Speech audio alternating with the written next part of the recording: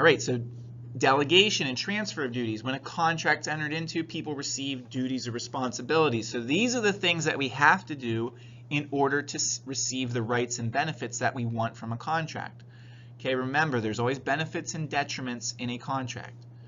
Okay, whenever we transfer duties or the things that we have to do, we say that is delegation. You delegate your duties, okay?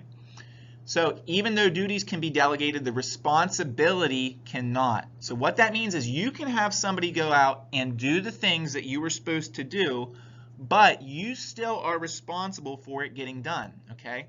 So if you say to somebody, hey, I want you to go out and do this for me, okay, because it's part of a contract that I originally formed, you have the right to do that unless it's otherwise stated, but you are still responsible for making sure that they go out and they do what they were supposed to do.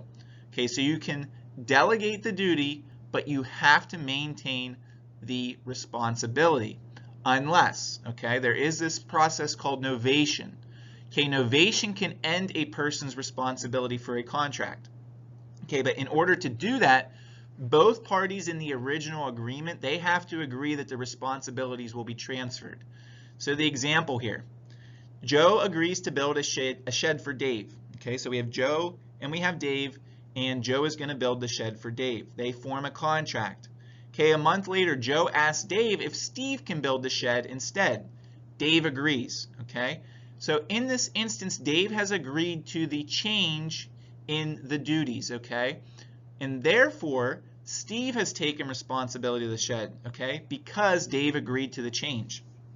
All right, so we had both original parties here, Joe and Dave, agree that the responsibilities were going to be transferred to Steve. Okay, that process is called novation.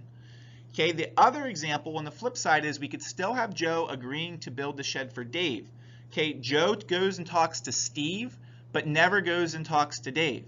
Okay, if Joe goes to Steve and says, hey, I want you to go build this shed for Dave, that is acceptable, okay?